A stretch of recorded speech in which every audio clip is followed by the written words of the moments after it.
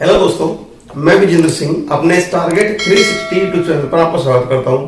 मैं आज आपके सामने लाया हूं अपने संख्या पद्धति के पार्ट 5 में गुणनखंड का टॉपिक। ठीक है, इस गुणनखंड के टॉपिक में हम आपको बताएंगे किसी संख्या के कितने टोटल गुणनखंड हो सकते हैं, उनमें कितने सम और कितने विषम होंगे। ठीक है, और उन गुणनखंडों के गुणनखंडों का सम कितना होगा, उन गुणनखंडों में ऐसे कितने गुणनखंड होंगे जो पूर्ण वर्ग हो, ऐसे कितने होंगे जो पूर्ण घन हो। ठीक है, तो आइए इस पर आधारित प्रश्नों की बात करते हैं। ठीक है, इसमें सबसे पहले आपको बता दूं कि गुणनखंड होते क्या हैं। गुणनखंड आपके होते हैं, जैसे मैंने लिखा 12 के गुणनखंड बताइए, तो 12 को पूर्णतः विभक्त करने वाले अंक या 12 को पूर्णतः विभक्त करने वाली संख्याएं 12 के सभी गुणनखंड कहलाएंगे। ठीक है, जैसे मैं कहूं 12 के 1, 2, 3, 4, 6 और 12, ये आपके गुणनखंड होंगे 12 के। ठीक है, अब इनमें कितने सम है कितने विषम है, तो इसके बारे में क्लियरली बात कर लेते हैं आगे। ठीक है,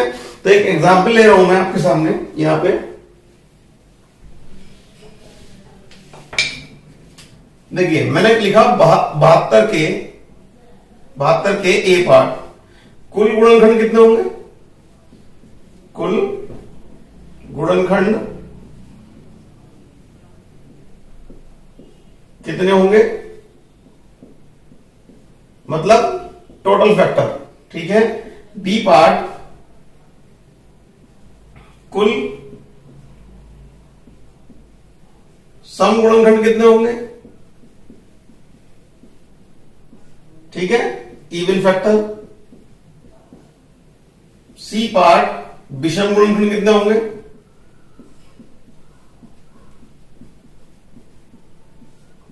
ओड फैक्टर। पूर्ण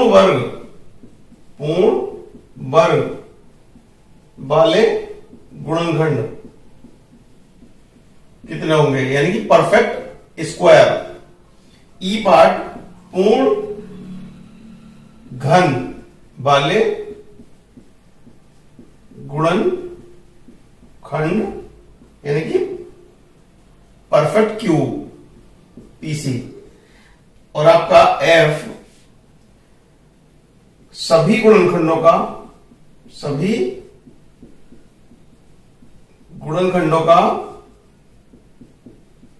योग कितना होगा, योग कितना होगा। ठीक है, यानी कि सम, टोटल सभी गुणनखंडों का योग कितना है वो। इस तरह के प्रश्न आपसे एग्जाम में पूछे जाते हैं। ठीक है, तो आइए देख लेते हैं। देखिए, किसी भी संख्या को सबसे पहले जो हमें करना होता है उसको करना होता है प्राइम नंबर में डिवाइड। कोई भी नंबर आपको दिया है तो उसको पहले आपको प्राइम फैक्टर्स में तोड़ना होगा। और अगर किसी प्रश्न में प्राइम फैक्टर में तोड़ा हुआ है ऑलरेडी, ठीक है, यानी जैसे ये 2 की पावर 3, 3 की पावर 5, 5 की पावर 7 ऐसे, तो ये ऑलरेडी प्राइम फैक्टर में है, ब्रेक किया हुआ है। ठीक है, तो इसमें एक स्टेप हमारा बच जाता है। तो पहले आपको प्राइम फैक्टर में किसी भी नंबर को बनाना होगा, उसके बाद में आप सोल्व करेंगे आगे। ठीक है, तो ये आपने प्रश्न तो क्लियर नोट कर लिया होगा अच्छे से। देखिए, मैं इसके 72 के पहले गुणनखंड लिख देता हूं ऊपर। ठीक है, कैसे निकालते हैं गुणनखंड। अगर हम डायरेक्ट आपसे निकलवाए, पूछे आपसे, तो आप डायरेक्ट बता सकते हैं कि 1 होगा, 2, 3, ठीक है, 4, 6 आपका। ठीक है, और आपका 8 भी होगा इससे पहले, 9 आपका होगा, 12 होगा आपका। ठीक है, और आपका 18 होगा। ठीक है, आपका होगा 24, और आपका 36, और आपका 72। ठीक है, ये आपके गुणनखंड होंगे। क्लियर। अब मान लीजिए कोई बड़ा नंबर यहां पर होगा, इस तरह हम लिख कर देखेंगे कि कौन कौन से गुणनखंड होंगे। ठीक है, और बहुत बड़े नंबर में अगर आपको ऐसे दे दिया जाए 2 की पावर 5, 3 की पावर 8, 5 की पावर 7 ऐसे, तो इसमें तो गुणनखंड निकालने मुश्किल हो जाएंगे आपको, है ना। तो आपको क्या करना है, शॉर्ट ट्रिक के लिए आपको देखिए समझना है क्या करना है, किस तरह से करना है। देखिए, ये आपके मैंने गुणनखंड इस तरह से लिख दिए डायरेक्ट, ठीक है, सिंपल तरीके से। आपको क्या करना है, 7 छोटे के लिए 72 को आपको पहले विभाजित करना है प्राइम फैक्टर्स में इसके, ठीक है। तो किसमें कैसे विभाजित करना है आपको, 72 को आप यहां पे से काटोगे, आप 2 से काटोगे 36, फिर 2 से काटोगे 18, फिर आप 2 से काटोगे 9, फिर आप 3 से क्रॉस करोगे इसको 3, फिर 3 से 1, तो इसको लिखेंगे हम 2 की पावर 3 इंटू 3 की पावर 2, ठीक है। तो हमने 72 को पहले किस फॉर्म में लिख दिया, इसके प्राइम फैक्टर के फॉर्म में लिख दिया, ठीक है। अब देखिए हमारे टोटल फैक्टर जो होंगे, कुल कितने गुणनखंड होंगे, ये आपसे पूछा है, अगर कुल कितने फैक्टर होंगे टोटल फैक्टर, तो आपके होंगे जो पावर्स आपकी हैं प्राइम, ये प्राइम नंबर है, ये प्राइम नंबर है, ठीक है। तो इनकी जो पावर्स हैं इनमें एक एक प्लस करके मल्टीप्लाई कर देते हैं, यानी कि 3 + 1 इंटू 2 + 1, इस तरह से आप, ठीक है। मैं इसको यहां से हटा के यहां पे लिख देता हूं कि हमने पहले प्राइम फैक्टर में 2 की पावर 3 इंटू 3 की पावर 2 में ब्रेक कर लिया इसको, और टोटल फैक्टर आपसे पूछे थे पावर्स में एक एक ऐड करके मल्टीप्लाई कर दिया, ठीक है। तो कितने हो गए, 12। आप गिने 1 2 3 4 5 6 7 8 9 10 11 12, ठीक है। तो टोटल फैक्टर आ गया, ठीक। अब देखिए कुल सम गुणनखंड कितने होंगे, टोटल इवन फैक्टर कितने होंगे इसमें, ठीक है। तो इवन फैक्टर के लिए क्या करना है आपको, इवन फैक्टर के लिए जो इवन की पावर है, यहां पे इवन की पावर यानी कि 2 है, 2 की पावर क्या 3, केवल इसमें आपको +1 नहीं करना है, ठीक है, और बाकी ऐसे ही करना है सेम, यानी कि 3 को ऐसे लिखना है इनटू इसमें आप 2 में 1 जोड़ दें तो कितना हो गया 9। आपके 9 ऐसे फैक्टर होंगे जो इवन हो, सम हो। देखिए 1 2 3 4 5 6 7 8 9, क्लियर होगी बात, ठीक है। अब देखिए आपके ऑड फैक्टर आपने ले लिए, टोटल ये है, टोटल फैक्टर ये है और इवन ये है, तो ऑड कितने होंगे 12 - 9 3, देख सकते हैं 1 2 एंड 3, ठीक है, क्लियर। नेक्स्ट पूर्ण वर्ग वाले गुणनखंड इसमें कौन कौन से होंगे, कितने होंगे। अब देखिए पूर्ण वर्ग कैसे निकालते हैं, पूर्ण वर्ग आपको पहले ये समझना है, पूर्ण वर्ग बनता किस किस पावर पे है। तो पूर्ण वर्ग 0 पावर अगर हो किसी संख्या की तो पूर्ण वर्ग बनता है, 2 अगर पावर हो किसी संख्या की तो पूर्ण वर्ग बनता है, 4 हो तो पूर्ण वर्ग बनता है, 6 हो तो पूर्ण वर्ग बनता है, यानी कि अगर किसी संख्या की पावर सम संख्या हो तो पूर्ण वर्ग बनता है, ठीक है। और पूर्ण घन में पावर क्या हो, 3 का मल्टीपल हो, 0 हो 3 हो 6 हो, इस तरह से, ठीक है। और पूर्ण वर्ग में 2 का मल्टीपल हो, क्लियर। तो पूर्ण वर्ग के लिए हमें क्या करना है, देखिए ये तो समझ में आ गया ना ऊपर, मैं इसको मिटा रहा हूं, थोड़ा समझा देता हूं डिटेल में। देखिए पूर्ण वर्ग के लिए आपको क्या करना है, यहां परफेक्ट स्क्वायर के लिए आप देखें यहां पे कितनी पावर पॉसिबल है, 2 की पावर 3 में, यानी कि परफेक्ट स्क्वायर मैं आपको बना के दिखा रहा हूं, 2 की पावर 3 2, ठीक है। यहां पर ले लेते हैं, एक सेकंड, ये 2 है, तो 2 की पावर आपकी क्या है, 2 के फैक्टर में 0 आपकी पूर्ण वर्ग में आएगी और आपकी 2 भी पूर्ण वर्ग में आएगी, ठीक है। यानी कि मैं यहां पे लिख सकता हूं 2 की पावर 0 से पूर्ण वर्ग बनेगा आपका और 2 की पावर 2 से पूर्ण वर्ग बनेगा आपका, क्लियर, ठीक है। अब इससे अगेन 3 की पावर 0 से पूर्ण वर्ग बनेगा आपका और 3 की पावर 2 से पूर्ण वर्ग बनेगा आपका, ठीक है। ये पावर तो संभव है ना, 2 की पावर 0 इसमें सम्मिलित है और 2 की पावर 2 भी इसमें है, 3 की पावर 0 भी है और 3 की पावर 2 भी है। ऐसे ही आप यहां देखें 3 की पावर 0 और 3 की पावर 2 आपकी, ठीक है। तो पहला पूर्ण वर्ग हो गया आपका, ये कितना हो गया 2 की पावर 2, गलती कर दी हमने, 2 की पावर 0 यहां पर होगा और 2 की पावर 2 यहां पर होगा, ठीक है। देखिए 2 की पावर 0, 2 की पावर 3 की पावर 0, इनको मल्टीप्लाई क्या करोगे कितना आएगा 1। यहां एक पूर्ण फैक्टर पूर्ण वर्ग ये हो गया 9 आपका, एक पूर्ण वर्ग आपका ये हो गया ऐसे 4, एक पूर्ण वर्ग आपका ये हो गया 36, ये आपके पूर्ण वर्ग हो गए, ठीक है। यानी कि परफेक्ट स्क्वायर कितने हो गए, परफेक्ट स्क्वायर आपके हो गए 4, क्लियर। यहां समझ में आ रहा होगा, ट्री बना के दिखाया आपको यहां पे, ठीक है। अब आपको देखिए शॉर्टकट में इससे भी ज्यादा शॉर्ट आप कैसे समझ सकते हैं, डायरेक्ट यहीं से कैसे लिख सकते हैं आप यहां पे इसको परफेक्ट स्क्वायर को, यहां पे देखिए इसमें आप देखिए 2 की पावर 0 एक पॉसिबिलिटी, 2 की पावर 2 दो पॉसिबिलिटी, ठीक है। क्या दो संभावनाएं आ गई यहां पे, 2 के केस में परफेक्ट स्क्वायर की दो संभावनाएं आ गई। यहां पे देखिए 3 में 3 की पावर 0 एक संभावना और 3 की पावर 2 दूसरी संभावना, तो दो ही संभावनाएं आपकी यहां पे आ गई, ठीक है ना। तो इनको मल्टीप्लाई कर दिया, जो पॉसिबिलिटीज है हम उनको मल्टीप्लाई कर देते हैं, क्लियर। तो आपका 2 इंटू 2 कितना हो गया 4, ठीक है। तो इस तरह से ट्री बनाने की आपको आवश्यकता नहीं पड़ेगी, ठीक। ऐसे ही आपको परफेक्ट क्यूब देखना है, आपको परफेक्ट क्यूब। अब यहां पे परफेक्ट स्क्वायर देख भी सकते हैं आप, देखिए एक परफेक्ट स्क्वायर है इसमें, 9 परफेक्ट स्क्वायर वाला है, 4 आपका परफेक्ट स्क्वायर वाला है और 36 आपका परफेक्ट स्क्वायर वाला, ठीक है ना। अब देखिए परफेक्ट क्यूब पूर्ण घन वाले गुणनखंड, ठीक है। पूर्ण घन के गुणनखंड में कैसे चेक करना है आपको, पावर 3 की मल्टीपल होनी चाहिए, 0 हो 3 हो 6 हो, इस तरह से। तो आप यहां पर देखिए संभावना है, 0 संभावना है 2 की पावर, बिल्कुल है। 2 की पावर 3 संभावना है, बिल्कुल है। यानी कि कितनी संभावना होगी 2, इससे ऊपर पावर है नहीं ना, इसलिए संभावना और नहीं बढ़ाएंगे, तो 2 संभावना तो ये हो गई इसमें 2 में, ठीक है। और इसमें कितनी संभावना है 3 की पावर 0, क्या 3 की पावर 3 है इसमें इंक्लूड नहीं है, तो इसमें कितनी संभावना है केवल 1, तो केवल 2 आपके परफेक्ट क्यूब होंगे, ठीक है। कौन कौन से होंगे परफेक्ट क्यूब 2, एक तो ये होगा, ठीक है, और एक होगा आपका ये, ठीक है। ये 1 की पावर 3 का है और ये 2 की पावर 3 का है, तो 2 ये परफेक्ट क्यूब हो गए आपके, ठीक है, और 2 आपके आ गए सामने, क्लियर। अब देखिए सभी गुणनखंडों का योग कितना होगा, सम ऑफ ऑल फैक्टर्स, ठीक है। इसमें कैसे करना है आपको, इसमें क्या करना है आपको, जो 2 की पावर ये है 3, इसको हम ऐसे लिखते हैं 2 की पावर 0, 2 की पावर 1, 2 की पावर 2, 2 की पावर 3, ऐसे, ठीक है। ये आप ध्यान से देखें तो क्या हो गई है, सम ऑफ जीपी, ठीक है, sum of GP.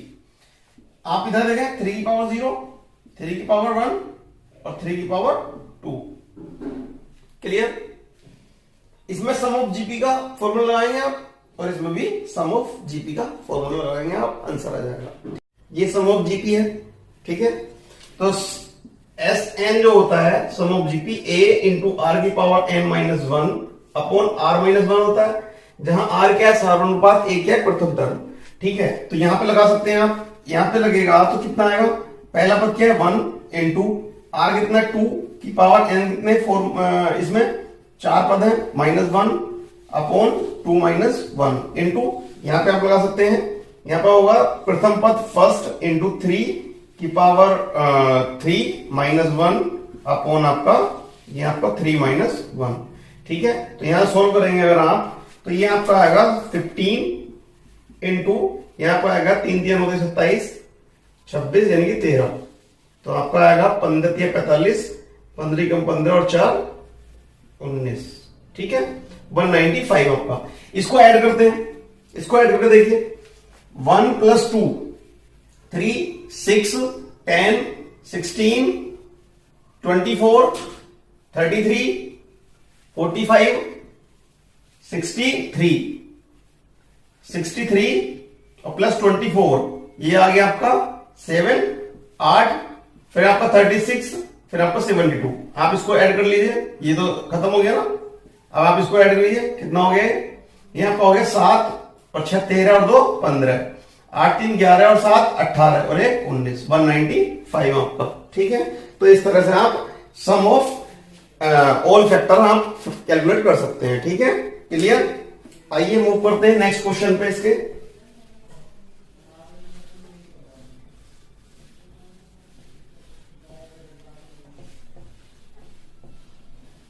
Next question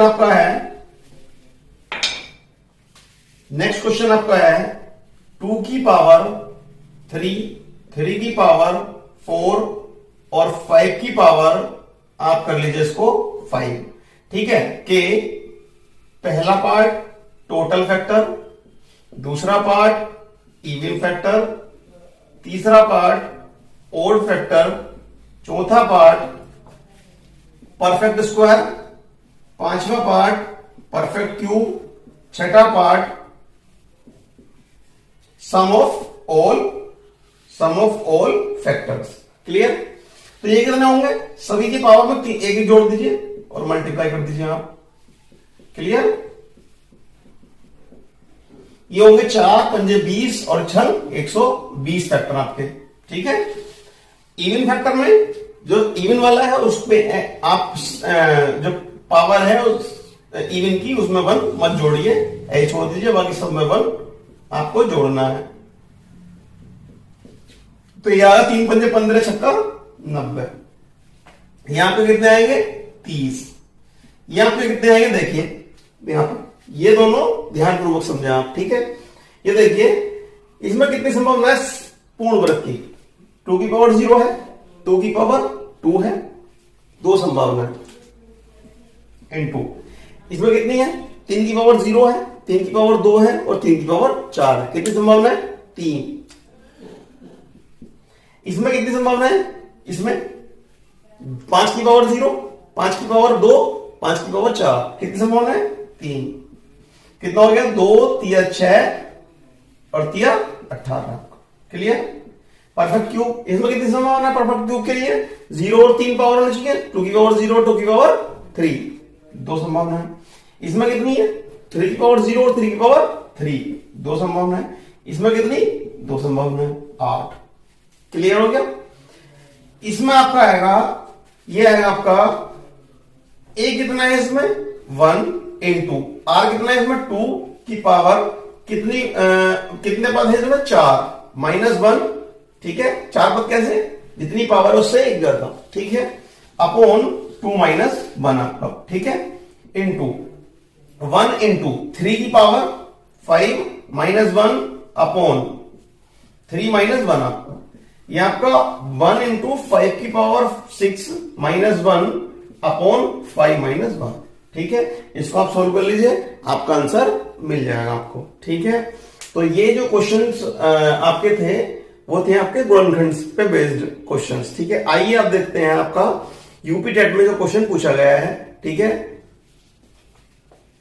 UP TET वाला क्वेश्चन पूछा गया आपका 100 के सम गुणनखंड बताइए। ठीक है? 100 के सम गुणनखंड, 100 के सम गुणनखंड आपका। ठीक है? देखिए कितना इजी है। इसको आप 2 की पावर 2 इंटू 5 की पावर 2 कर सकते हैं। 2 दूनी 4 इंटू 2500। सम फैक्टर निकालने आपको तो कितने होंगे? इसकी पावर में 1 नहीं जोड़ेंगे, इसकी पावर में 1 जोड़ देंगे, तो कितने हो गए आपके? 6। क्लियर? एकदम ही आगे निकल के। ठीक है ना? तो इस तरह से आप गुणनखंड के जितने भी प्रश्न हो, जिस भी तरह के हो, आप इजीली कर सकते हैं। अगला प्रश्न देखिए आप, यूपी टेट का ही प्रश्न है। 2352 इक्वल टू 2 की पावर x, 3 की पावर y और 7 की पावर z आपका। ठीक है? तो पहले आपको 2352 के फैक्टर आपको करने होंगे। तो 2 से आप काटें 1 और 2 2 एकम 2 आपका बचा 1, 2 सत्ते 14 और 2 छक्का 12, 2 पंजे 10, 2 अट्ठे 16, 2 अट्ठे 16, 2 दूनी 4, 2 नंबर 18, 2 चौक 8, 2 एकम 2, 2 चौक 8, 2 सत्ते 14, फिर 3 से काटे 3 चौक 12, 3 नंबर 27, 7 से काटे 7 सत्ते 49, फिर 7 से काटे 1। तो आपका ये क्या लिख सकते हैं? आप इसको 2 की पावर 4 आपका, 3 की पावर 1 और z 7 की पावर आपका 2। ठीक है? तो x की वैल्यू कितनी आई? 4, y की वैल्यू कितनी आई? 1 और z की वैल्यू कितनी आई आपकी? 2। तो आप x प्लस y की वैल्यू कह सकते हैं, कितना हो गया आपका? 7 आपका। ठीक है? ये आपका आंसर हो गया। आपसे इसमें x y z की मल्टीप्लाई भी पूछ सकता था। ठीक है? देखिए दोस्तों, गुणनखंडों का गुणनफल, ठीक है, कैसे कैलकुलेट करते हैं, और कुछ प्रश्न और भी लेंगे हम गुणनखंड पर आधारित। ठीक है? तो देखिए, जैसे मान लीजिए आपसे कहा जाए 60 के गुणनखंडों की संख्या बताइए। ठीक है? ये क्वेश्चन है। पहला पार्ट आपका कि टोटल फैक्टर, दूसरा इवन फैक्टर, ऑड फैक्टर, ये तो आप कैलकुलेट कर ही सकते हैं इजीली। ठीक है? अब मैं बात कर रहा हूं सभी सम गुणनखंडों का योग बी पार्ट सभी विषम गुणनखंडों का योग, ठीक है।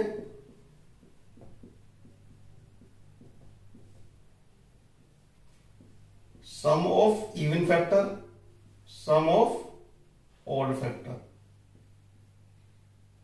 सम ऑफ आपका ऑड फैक्टर, ठीक है ना। और आपका है सी पार्ट सभी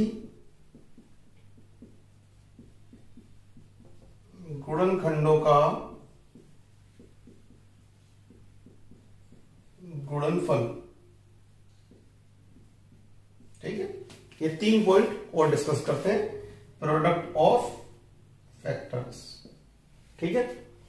अब देखिए, पहले मैं 60 के गुणनखंड लिख सकता हूं।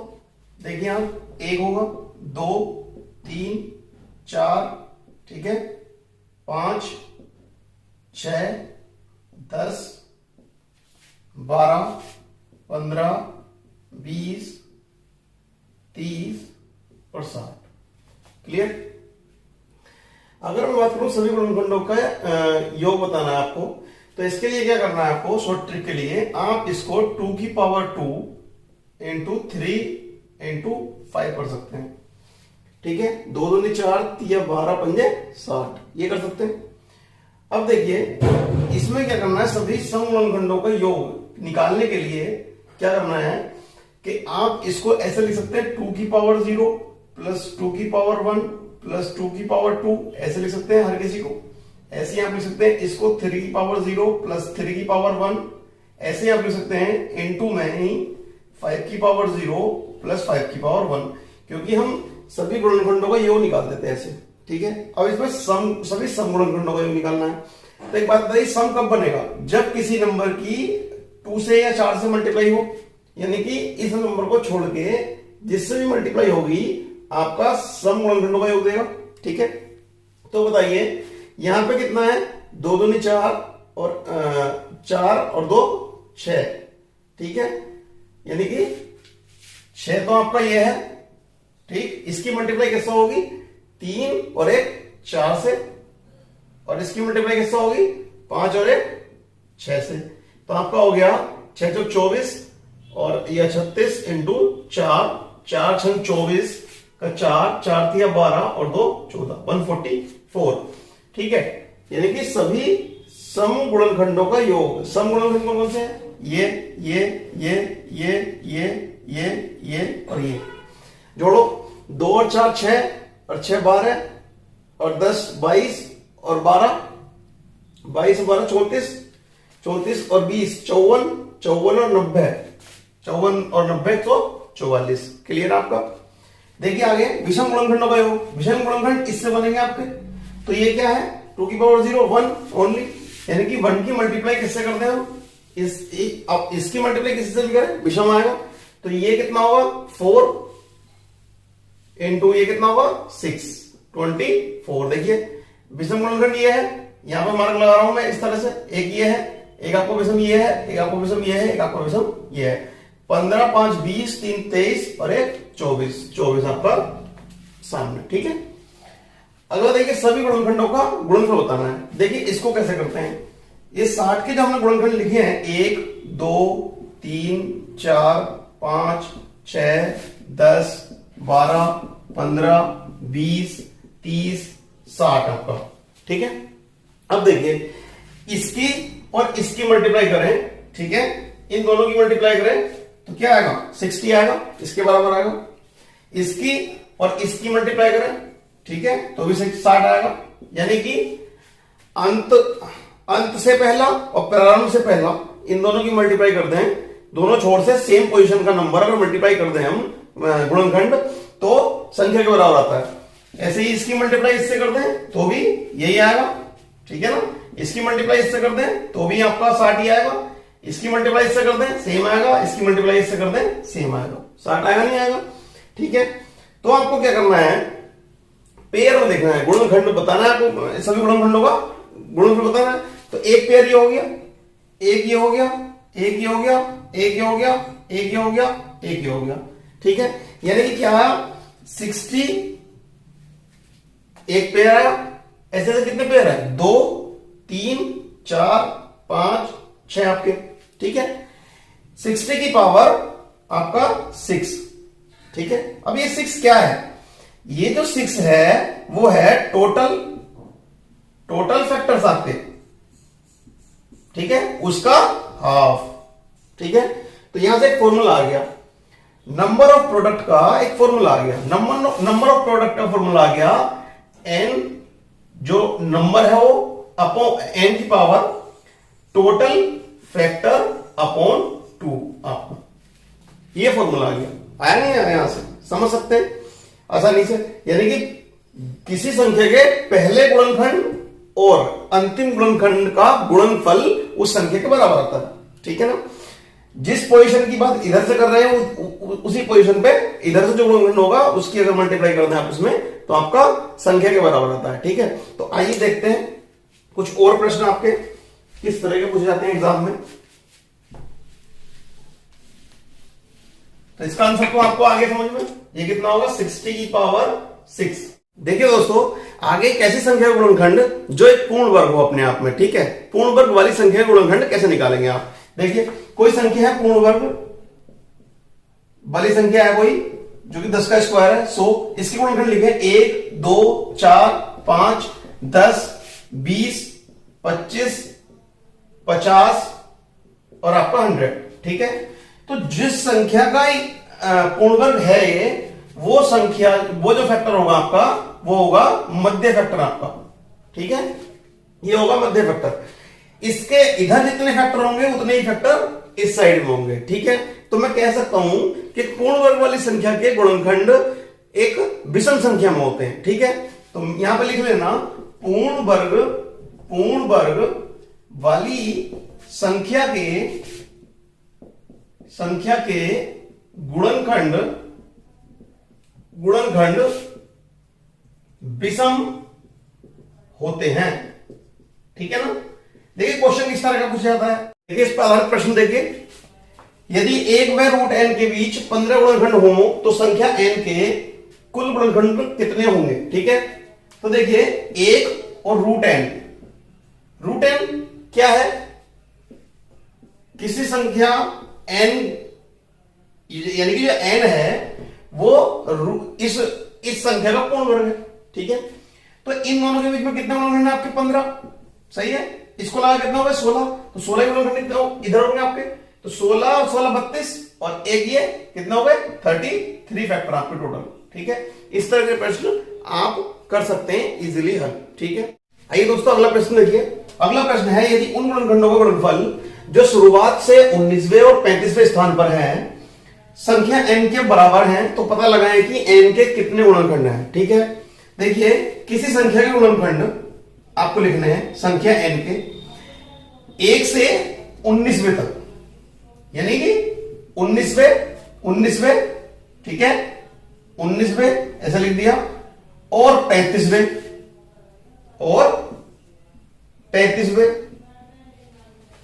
संख्या n के 19वें और 35वें गुणनखंडों का गुणनफल संख्या n के बराबर है। क्लियर, ठीक है।